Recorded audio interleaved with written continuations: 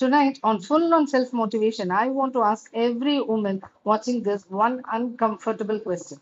When was the last time somebody asked you, what do you want?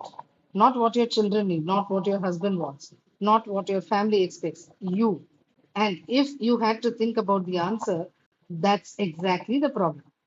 Hi, I'm Nitya Rangarajan, and I help moms build their first million, not just through business or money, but by helping women reconnect with themselves. Because after working with hundreds of mothers, I realized something heartbreaking. Most women don't lose themselves in one big moment, they disappear slowly, one adjustment at a time. Think about this. A little girl is born, everybody loves her, everybody celebrates her. She's called Lakshmi. She's told she's precious. But very early, the training begins. Share, adjust, think about others. Don't be a difficult person. Good girls don't argue. And because it sounds loving, nobody notices what she's learning. She is learning that other people come first. Then she grows up, marriage, children, responsibilities, and suddenly her entire life becomes a series of questions about everyone else. And suddenly her entire life, what will the kids eat? Did my husband take his medicine? Did I call my parents? Did I pay the fees? Did I order groceries? And somewhere in the middle of managing everybody else's life, her own gets postponed. Not cancelled, just postponed. Until one day becomes 10 years. And here is what nobody talks about. Women are praised for this. The woman who sacrifices the most is called the best woman. The woman who never complains is called strong. The woman who carries everything alone is admired. And because the praise feels good, women don't realize the cost. Their identity, their dreams, their confidence, their voice. Tell me honestly, how many women do you know who feel guilty sitting with a laptop for 1 hour, but don't feel guilty spending 20 years taking care of everybody else's needs? Think about that. A man says, I want to grow my career. People call him responsible. A woman says, I want to build something of my own. And immediately she starts explaining herself. Why? Because somewhere we taught women that ambition is selfish and sacrifice is noble.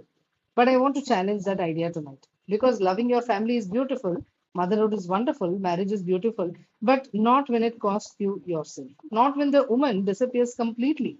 Because a mother is not only a mother, she is also a human being with dreams, with talents, with ideas, with ambitions, with a life that matters too. And this is exactly why the Millionaire Mom movement was born. Not because every woman needs a million rupees, because every woman deserves a million possibilities. When I say millionaire, I mean a woman who is rich in confidence, rich in choices, rich in self respect, rich in freedom, rich in purpose. A woman who knows who she is, even outside the roles she plays. Because when women rise, families don't break, they evolve.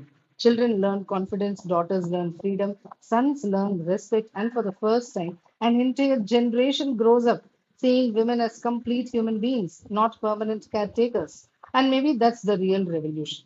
Not anger, not rebellion, awareness. The moment a woman stops apologizing for having dreams, the moment she says, my life matters too, everything changes, her decisions, her confidence, her future, and the future of everyone watching her. So tonight, don't ask yourself, am I doing enough for everyone else? Ask yourself, what have I stopped wanting for myself? Because the answer to that question might be the beginning of your next chapter. This is Nitya Rangarajan, and maybe tonight, for the first time in a very long time, give yourself permission to become important in your own life again.